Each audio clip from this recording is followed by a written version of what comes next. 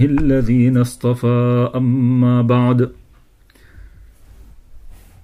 فأعوذ بالله من الشيطان الرجيم بسم الله الرحمن الرحيم فقلت استغفروا ربكم إنه كان غفارا صدق الله العظيم. Remercions Allah tabarak wa ta'ala, le clément, le miséricordieux, de nous avoir donné le tawfiq d'être une nouvelle fois dans cette assemblée pour aborder les formules que nous avons l'habitude de lire dans la Salah. Aujourd'hui, c'est la dernière formule de la Salah, formule qu'on a l'habitude de lire après le douro d'Ibrahim dans le tashahhud. Eh bien, il faut comprendre que nous avons l'habitude de lire Allahumma inni zalamtu nafsi zulman kathira wa la yaghfiru dhunuba illa anta faghfir li maghfiratan min indika warhamni innaka antal ghafurur rahim. Mais qu'il existe d'autres versions. Et que dans les livres des hadiths, le prophète sallallahu alayhi wa sallam, lorsqu'on lui a demandé ce que lui, il avait l'habitude de lire, eh bien, le prophète sallallahu alayhi wa sallam a dit, il demandait protection contre 4 choses ou 5 choses. D'après une version, il y a 4, d'après une autre version, il y a 5. Allahumma inni a'udhu bika min azabi jahannam. وأعوذ بك من عذاب القبر وأعوذ بك من فتنة المسيح الدجال وأعوذ بك من فتنة المحيا والممات. Et le 5e c'est وأعوذ بك من المأثم والمغرم. Le prophète sallam avait l'habitude de lire à la fin de la Salah ce doigt là aussi, qu'il est bon de lire de temps à autre. Voilà pourquoi on vous montre, on vous indique les autres versions existantes. Le prophète Sam disait que je demande protection auprès d'Allah tabaraka wa ta'ala contre le feu de l'enfer, contre le châtiment de la tombe et contre les tentations de Dajjal et contre les tentations de la vie et de la mort et contre les péchés de façon générale et contre l'endettement, le fait d'être endetté et couvert de dettes. Voilà. Donc le prophète sallallahu alayhi wa sallam, il avait l'habitude de lire ce doigt là aussi après le douro d'Ibrahim. Mais par contre, nous, on a l'habitude de lire ce doigt qu'on vient de lire là, Allahumma inni zalamtu. Eh bien, tout d'abord, Allahumma, on a déjà vu, il veut dire oh Allah, avec tous ses noms, avec tous ses attributs. Inni zalamtu nafsi zulman kathira. C'est-à-dire, dans cette formule-là, nous disons à Allah tabarak wa ta'ala, j'ai été injuste envers moi-même. Pourquoi j'ai été injuste? Parce que je t'ai désobéi. Je n'ai pas pu t'adorer comme il le fallait. Il y a toujours des lacunes. Il y a toujours donc des failles dans tout ce que je fais. Voilà pourquoi, Ya Allah, j'ai été injuste envers moi-même. Et wala yaghfiru dhunuba illa anta. Et nul autre que toi ne pardonne les péchés. Donc voilà pourquoi, Ya Allah, je n'ai pas d'autre porte que la tienne et je n'ai pas d'autre recours que le tien, Ya Allah. Accorde-moi un pardon. Un pardon, quand il y a l'article indéfini là, ça montre donc un pardon spécial. Un pardon particulier, Ya Allah.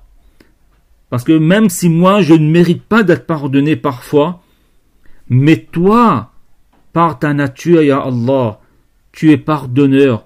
Donc accorde-moi ce pardon, non pas parce que je le mérite, mais venant de toi. Parce que tu es Ghafour, tu es Rahim, parce que tu es pardonneur, parce que tu es très miséricordieux. Et fais-moi donc miséricorde, prends-moi donc dans ta compassion le jour de Qiyamah. Car tu es celui qui pardonne et tu es le très miséricordieux, Rahim, on a déjà vu. Eh bien, on termine ce doigt-là avec les deux attributs d'Allah Tabaraka wa Ta'ala, pardonneur et miséricordieux, parce que c'est ce qu'on lui a demandé auparavant, c'est-à-dire on lui a demandé le pardon de nos péchés, et Warhamni, on lui a demandé la miséricorde. Et ça, ces deux choses-là, Allah Ta'ala, il possède. Donc, ya Allah, nous te demandons un pardon. Voilà qu'en est-il de la traduction. Mais pourquoi a-t-on préféré cette formule-là par rapport à d'autres formules? C'est la question qui se pose. Eh bien, il faut comprendre que lorsque le prophète sallallahu alayhi wa sallam a rectifié les sahaba radiallahu anhum majma'in dans leur façon de lire le tashahhud, ça on l'a déjà vu,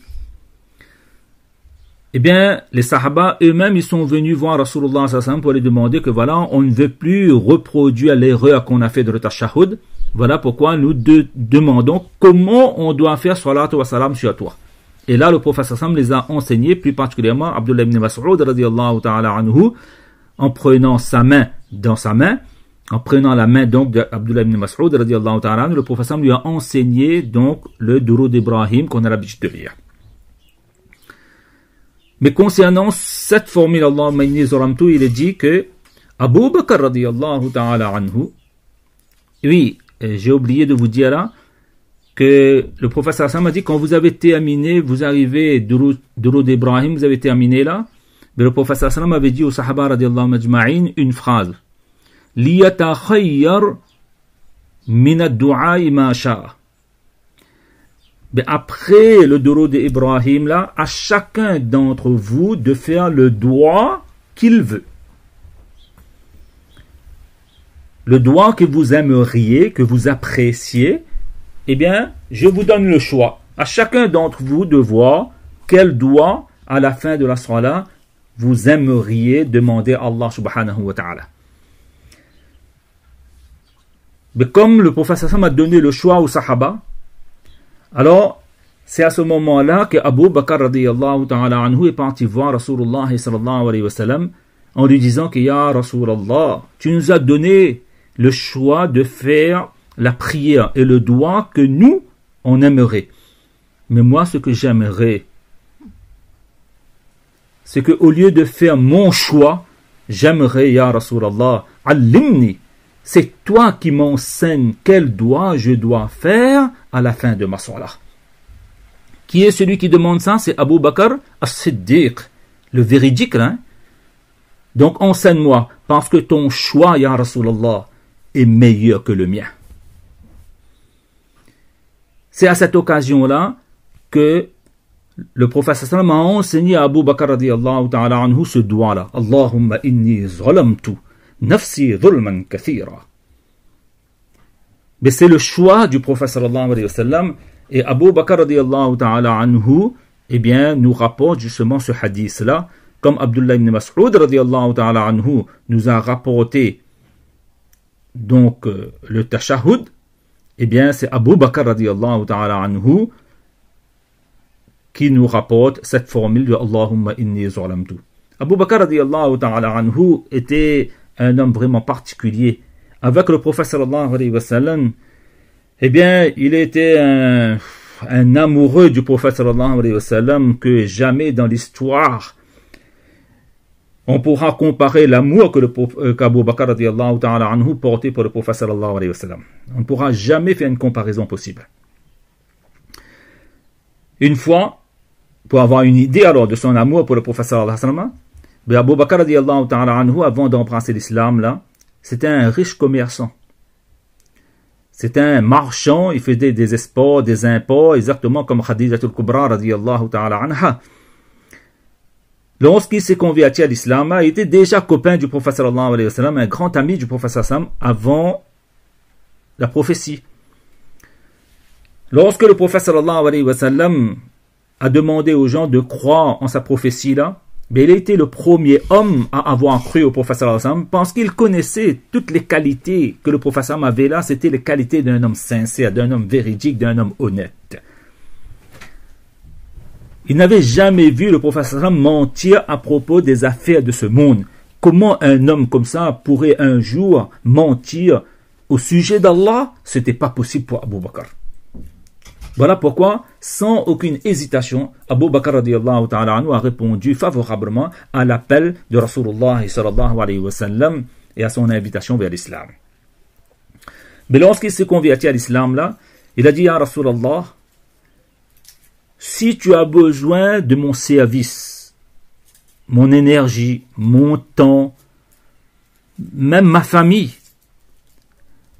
même tout mon argent que je possède là, quel que soit le service que tu as besoin, dis-toi, Ya Rasulallah, quand tu dépenses mon argent là, c'est comme si moi qui est en train de dépenser mon argent. Toi et moi, nous ne faisons qu'une seule personne sur terre.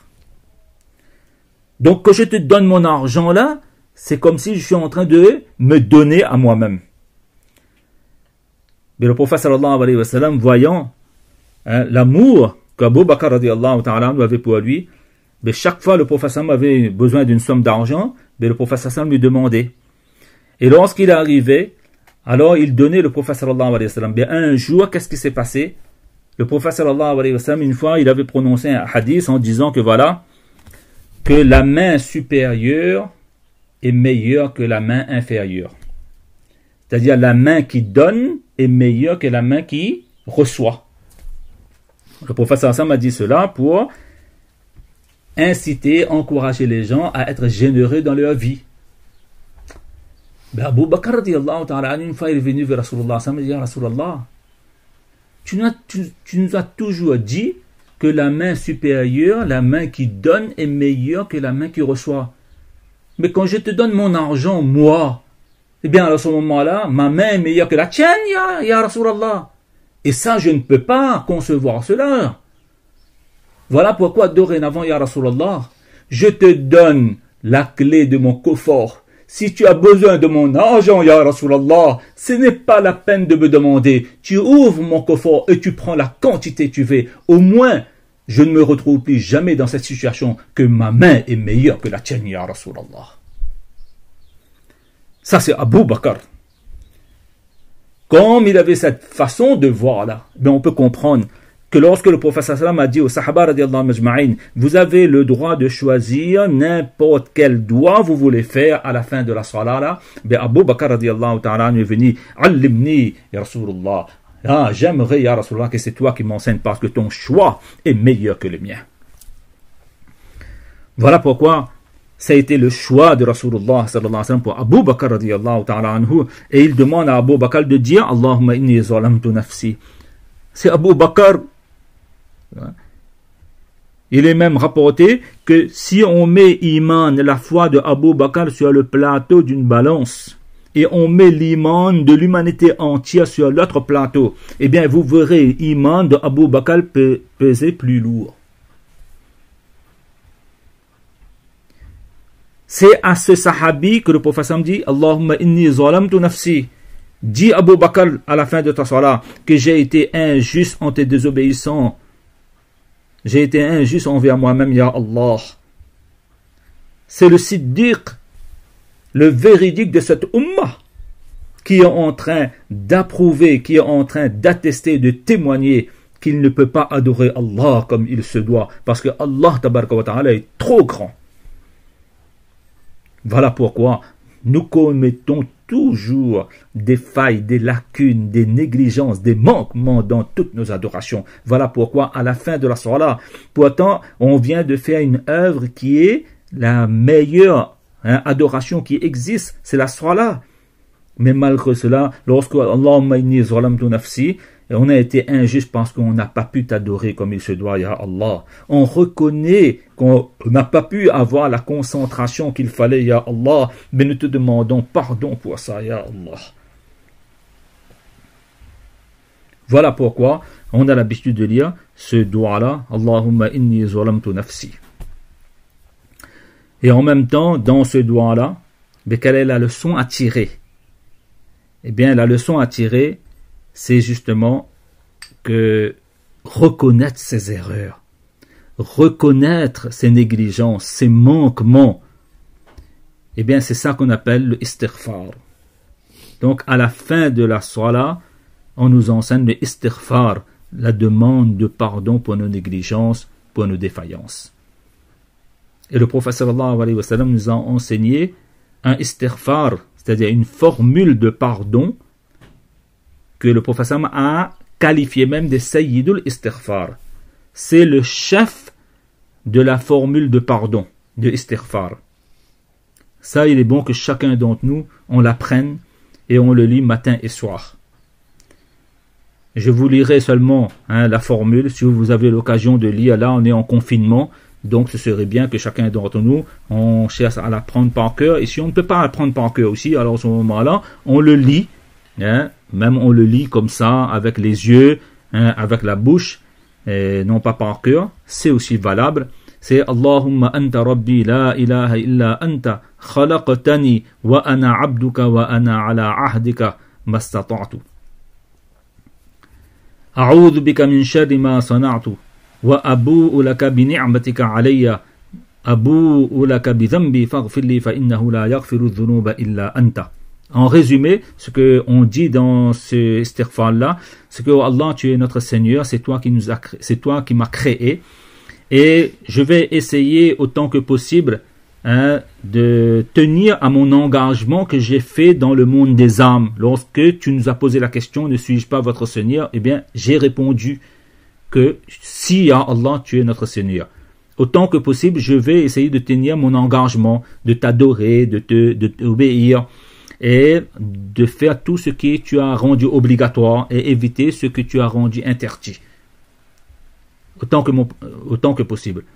Et s'il m'arrive donc de faire des Allahumma inni a'udhu bika min sharri ma sana'tu, et je te demande protection contre les méfaits de mes mauvaises actions, de mon ego, etc. Et je reconnais wa abu laka, et je reconnais le grand nombre de bienfaits que tu nous as accordés, ya Allah. Et je reconnais aussi le grand nombre de ta désobéissance de ma part. Donc, accorde-moi le pardon, ya Allah, parce qu'il n'y a pas d'autre divinité à part toi. Voilà en quelque sorte les résumés. Il est bon d'apprendre, ça c'est le sayyidul istighfar, le chef de la formule de istighfar. Et il y a une chose sur l'istighfar qu'il est bon de connaître, que le prophète sallallahu alayhi wa sallam a dit dans ce sens que man lazima l'istighfar, celui qui se cramponne au istighfar, il a l'habitude de lire istighfar, astaghfirullah, mais avec conscience toujours, s'il vous plaît. Toujours avec conscience. Pas dire au bout des lèvres comme ça, sans comprendre ce qu'on est en train de dire. Non, ça n'a pas beaucoup d'efficacité, ça. En conscience. Quand on dit astaghfirullah, bien on pense à toutes nos erreurs, à toutes nos fautes. Et qu'on est en train de demander pardon à Allah subhanahu wa ta'ala. Mais celui qui se cramponne au istighfar pendant la journée là, le prophète sallallahu alayhi wa sallam lui promet trois choses. Un, c'est makhraja. Allah tabaraka wa ta'ala va lui accorder une issue, une porte de sortie chaque fois il se trouve dans une difficulté. Deuxièmement, c'est farja. Allah tabaraka wa ta'ala va lui accorder la solution de ses problèmes dans ce monde. Et troisièmement, Allah tabaraka wa ta'ala va lui faire parvenir à sa subsistance, son risque, tout ce dont il a besoin pour vivre décemment dans ce monde, d'un endroit là où il n'imaginait même pas.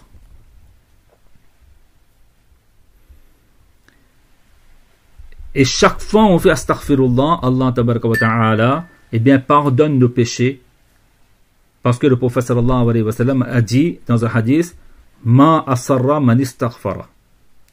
n'est pas considéré comme un récidiviste, celui qui a l'habitude de faire astaghfirullah, implorer le pardon d'Allah tabaraka wa ta'ala après chaque erreur, après chaque péché.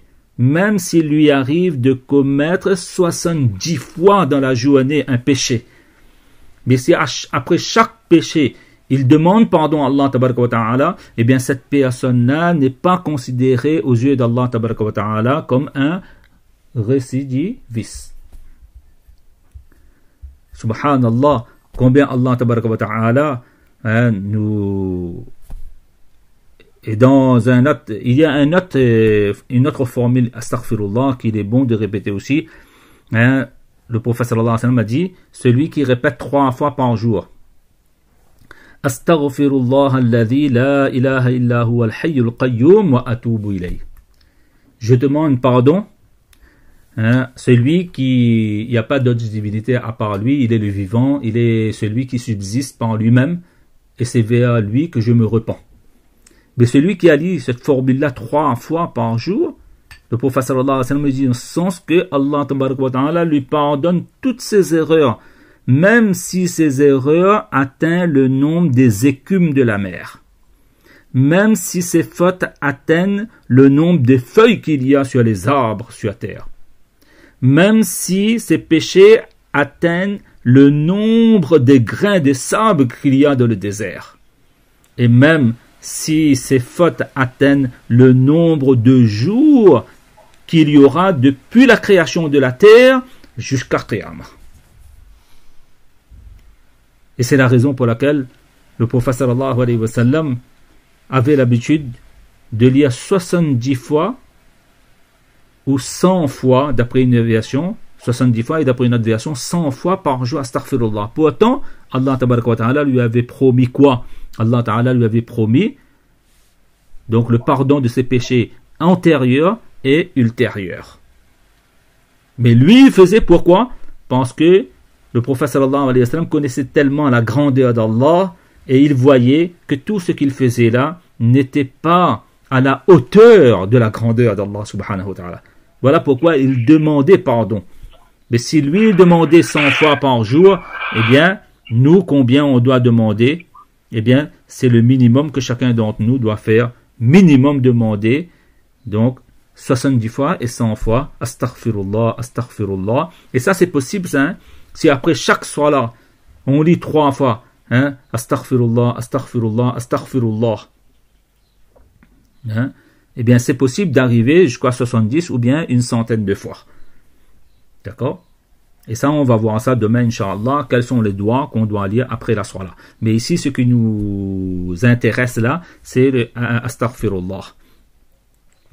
Et puis, comme hier, je vous avais dit, il y a un verset du Coran dans lequel Allah tabaraka wa ta'ala dit وَمَا كَانَ اللَّهُ لِيُعَذِّبَهُمْ وَأَنْتَ فِيهِمْ. Allah ta'ala n'est pas de nature de vous châtier de façon générale si toi, Ya Rasulallah, tu résides parmi les gens. Et nous avons dit, c'est la raison pour laquelle, après sa mort, le prophète a préféré d'être enterré sur terre et non pas sous le trône d'Allah subhanahu wa ta'ala. Mais juste après ce verset-là, Allah ta'ala dit وَمَا كَانَ اللَّهُ مُعَذِّبَهُمْ وَهُمْ يَسْتَغْفِرُونَ. De même, Allah ta'ala n'est pas de nature de vous châtier et de vous punir dans ce monde si vous faites le istighfar. Donc il y a 2 choses qui nous épargnent du châtiment général, nous dit le Coran. Un, c'est la présence du corps de Rasulullah parmi nous. Et deuxièmement, c'est que le fait, on a l'habitude de faire astaghfirullah, astaghfirullah. Plus particulièrement dans cette période de crise sanitaire, eh bien faisons au moins là, c'est l'occasion pour chacun d'entre nous de faire au minimum 70 fois et 100 fois le astaghfirullah, insha'Allah. Et là, je vous raconterai l'histoire de Hassan Basri radiyallahu ta'ala, qui est un grand tabi'i. Il avait eu la chance de voir les élèves directs de Rasulullah, c'est-à-dire les sahaba radiyallahu majma'in. Mais lui, une fois, il était assis avec ses élèves en train de donner un cours, comme on est en train de le faire. Eh bien, il y a une personne qui se présente à lui et lui expose donc son problème que voilà, j'ai un grand problème, Hassan Basri, je fais beaucoup de péchés. Mais qu'est-ce que je dois faire? Hassan Basri lui dit dans ce sens que voilà, faites astaghfirullah beaucoup. Astaghfirullah, la personne part. Il y a une autre personne qui arrive, une deuxième personne qui arrive et qui expose son cas aussi que voilà, j'habite dans telle région, hein, et dans cette région-là, ben, il n'y a pas de pluie, il y a la sécheresse. Donc j'aimerais comment résoudre ce problème de sécheresse dans ma région. Hassan Basri lui dit dans ce sens que dis astaghfirullah. Répétez plusieurs fois astaghfirullah. Troisième personne arrive et lui demande que moi j'ai un problème d'argent. Je n'arrive pas donc à arrondir mes mois. Eh bien, comment régler mon problème d'argent? Hassan Basri lui dit dans ce sens, dis astaghfirullah. Répétez astaghfirullah. Il y a une personne maintenant qui arrive, dit dans ce sens que voilà, je suis marié depuis X temps, j'ai un problème, j'arrive pas à avoir des enfants. Hassan Basri dit dans ce sens que dis astaghfirullah, répète astaghfirullah pendant toute la journée. Il y a un autre qui arrive, dit dans ce sens, voilà, moi je suis agriculteur. Mais seulement mon champ là ne récolte pas la quantité que je n'arrive pas à récolter la quantité qu'il faut. Mais comment donner la prospérité? Comment augmenter la récolte de mon champ? Est-ce qu'il y a un remède? Hassan Basri lui dit dans ce sens que répète astaghfirullah la journée. Il y a une autre personne qui arrive, il dit dans ce sens que voilà, moi je suis aussi agriculteur, mais seulement j'ai un problème d'irrigation pour mes champs. Il faut que je puise l'eau très loin. Est-ce qu'il n'y a pas une possibilité qu'Allah Ta'ala fait couler une rivière, hein, ou bien un ruisseau tout proche de mon champ, pour que mon champ soit irrigué beaucoup plus facilement? Ben, Hassan Basri lui dit dans ce sens que dis astaghfirullah. Et bien là, il y avait un élève de l'assemblée là qui a dit à son professeur Hassan Basri, je ne comprends pas, toi tu es un médecin incroyable, toi. Tu donnes un seul remède pour plusieurs problèmes. Ça me rappelle un peu hein, mon enfance, c'est-à-dire ma jeunesse, lorsque j'étais étudiant en Inde là-bas. Vous savez, l'Inde c'est un pays qui est un peu pauvre. Bien, en face de mon université là, il y avait un dispensaire. Et il y avait un docteur, un vieux docteur.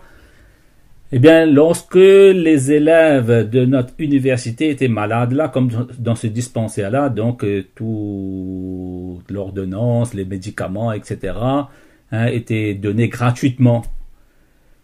Ben, une fois, moi-même, je suis parti, j'avais un problème de ventre, hein, ben, je suis parti. Eh bien, j'ai remarqué que dans l'étagère de ce médecin-là, il y avait un seul sirop rouge. On appelait ça, nous, sirop rouge.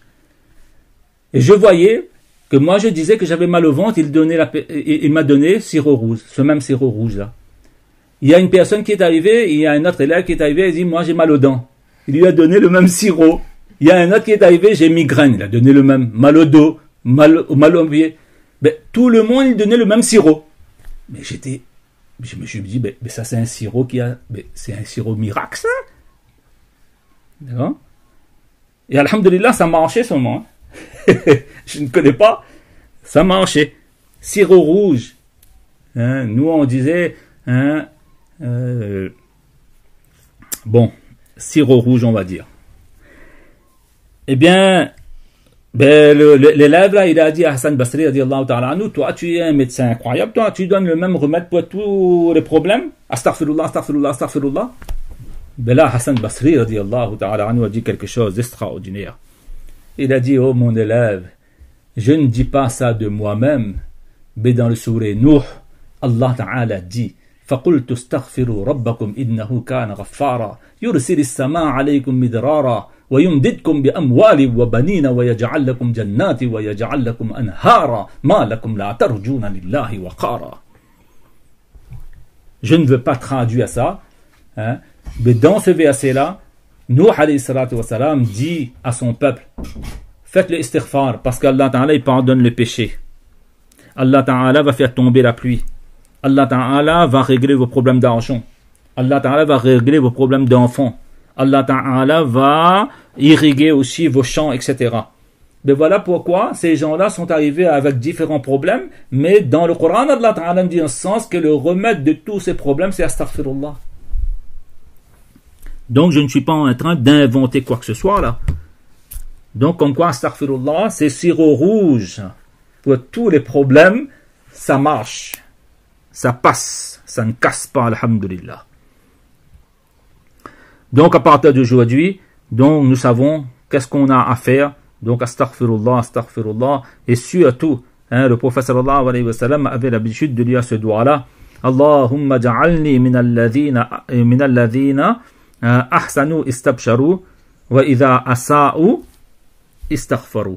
Oh Allah Ta'ala, place-moi dans la liste de ceux qui se réjouissent, qui sont contents lorsqu'ils font le bien et qui font le istighfar lorsqu'il leur arrive de commettre le mal et de faire un tort ou bien de commettre une erreur et une faute. Donc, à la fin de la Salah, la leçon à tirer, c'est quoi? À la fin de la Salah, le prophète sallallahu alayhi wa sallam veut nous faire comprendre qu'en tant qu'être humain, eh bien, on ne peut pas adorer Allah Ta'ala comme il se doit. Il faut que chacun d'entre nous reconnaisse nos erreurs. Et le fait de reconnaître l'erreur, là, ben, ça, c'est une grande qualité du serviteur, ça, d'Allah.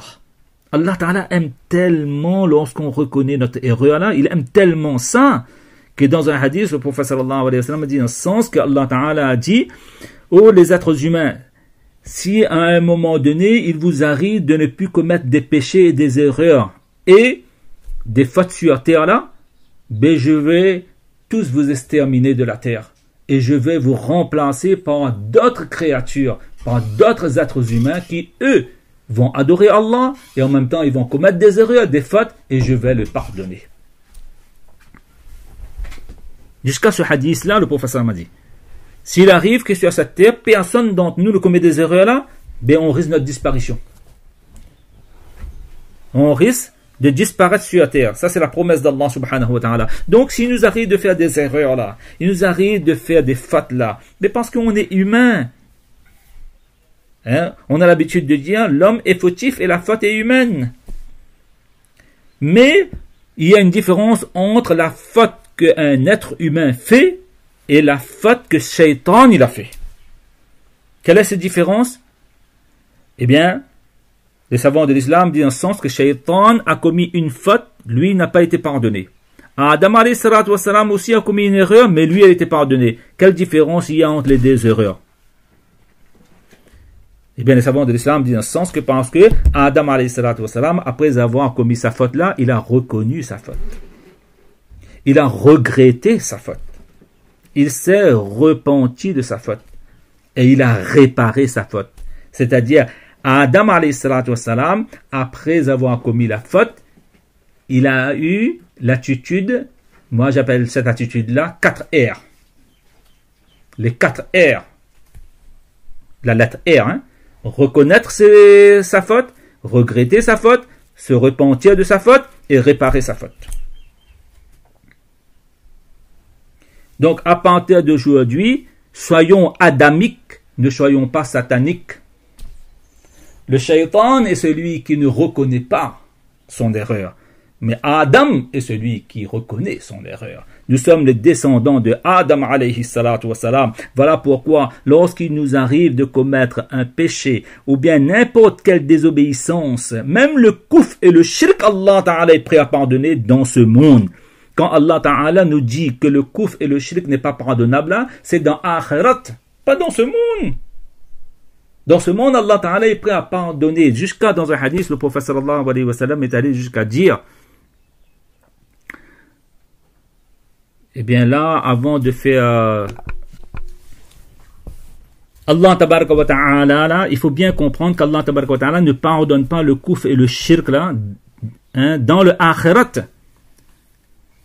Mais dans ce monde, même le kouf et le shirk est pardonnable.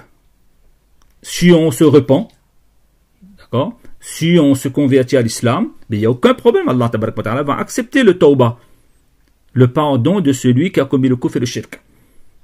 Et tellement Allah tabaraka wa ta'ala est miséricordieux que dans un hadith très long, bon, on va dire seulement une partie de ce hadith là, où Allah tabaraka wa ta'ala dit dans ce sens que ô Ibn Adam, ô fils de Adam, vous pouvez commettre quel que soit le nombre de péchés, les erreurs que vous avez commis sur terre, même si le nombre de vos péchés eh bien, est aussi nombreux que le contenu du monde. Que le nombre de vos péchés là, il remplit tout l'espace terre. Et que vos péchés là s'entassent les uns sur les autres de telle sorte que ça touche le premier ciel. D'accord? Eh bien, Allah tabaraka wa ta'ala est prêt à pardonner à tous vos péchés si vous dites sincèrement une seule fois Astaghfirullah, Allahumma ghfirli, Allah, pardonne-moi. Et dans ce hadith-là, Allah tabaraka wa ta'ala dit je m'en fiche. C'est exactement le mot qu'Allah ta'ala est. Je m'en fiche, quel que soit le jugement des gens, quelle que soit l'appréciation des gens, quelle que soit la validation, l'approbation des gens, je m'en fiche, Allah Ta'ala dit dans ce sens, c'est l'affaire de moi, entre moi et mon serviteur, quel que soit le nombre de péchés que vous avez commis, ne désespérez jamais de la miséricorde d'Allah, parce que le désespoir, eh bien, est haram, est interdit pour chaque musulman et chaque musulmane, tellement Allah Ta'ala, il est pardonneur. Hazrat Huzaifa radiyallahu ta'ala anhu, je terminerai là-dessus, Inch'Allah, Hazrat Huzaifa radiyallahu ta'ala anhu, un sahabi qui est très connu, ça, mais il avait une mauvaise habitude. Lui-même, il raconte qu'il est venu voir Rasulullah sallallahu alayhi wa sallam pour dire à Rasulullah sallallahu alayhi wa sallam que j'ai une mauvaise habitude, que lorsque je parle avec ma famille là, soit sûrement avec ma femme ou bien avec mes enfants là, ben j'ai l'habitude de crier sur eux. J'ai l'habitude de parler, d'utiliser des mots grossiers, etc., tout ça. Mais avec les autres là, je suis bon. Mais il y a un défaut en moi, ya Rasulallah. Comment je me débarrasse de ce défaut-là? Eh bien, le prophète sallallahu alayhi wa sallam lui a dit seulement ça, sirop rouge. Le prophète sallallahu alayhi wa sallam a dit, qu'en est-il de ton istighfar par jour? Vous avez pas dit dans ce sens, ya Rasulallah, tu nous as toujours enseigné, il faut dire au minimum 100 fois astaghfirullah par jour. Ça, je l'ai fait. Le prophète sallallahu alayhi wa sallam a dit, ne t'inquiète pas. Ne t'inquiète pas, parce que personne ne peut être parfait sur terre. L'homme peut atteindre l'excellence, mais l'homme ne peut pas atteindre la perfection, parce que la perfection est un attribut d'Allah. On peut être excellent, c'est-à-dire on peut faire mieux, on peut faire plus, mais on ne peut pas faire de façon parfaite. Donc, si on a, et chacun d'entre nous, on a des vilains défauts, parfois on a des habitudes comme ça, on n'arrive pas à se corriger de ces habitudes-là. Mais la meilleure façon, bien sûr, il faut essayer d'améliorer, de corriger donc nos mauvaises habitudes. Mais la meilleure façon de se retrouver devant Allah subhanahu wa ta'ala le jour de Qiyamah est que ces mauvaises habitudes-là ne soient pas évoquées et ne soient pas inscrites dans notre livre du compte. C'est de faire en abondance et à multiples reprises Astaghfirullah, Astaghfirullah, Astaghfirullah. Voilà pourquoi Allah tabaraka wa ta'ala donne à chacun d'entre nous le tawfiq donc de comprendre et surtout donc comme on l'a toujours dit de mettre en pratique donc à partir d'aujourd'hui lorsqu'on va lire Allahumma inni zalamtu nafsi, eh bien cette idée doit venir dans notre esprit, dans notre tête, qu'on est en train de reconnaître notre petitesse, qu'on est en train de reconnaître les erreurs, les fautes que nous avons fait et nous te demandons pardon à Allah subhanahu wa ta'ala. Qu'Allah tabaraka wa ta'ala fait de sorte que notre salat d'hier ne ressemble plus à la salat qu'on va faire aujourd'hui, parce que maintenant on n'a plus d'excuses, parce qu'on connaît du début à la fin tout ce qu'on lit, tout ce qu'on récite, et aussi on connaît maintenant, on a une idée de ce qu'on est en train de lire. Qu'Allah tabaraka wa ta'ala accorde à moi-même le tawfiq et à vous tous le tawfiq, incha'Allah. Wa akhiru da'wana anil hamdulillahi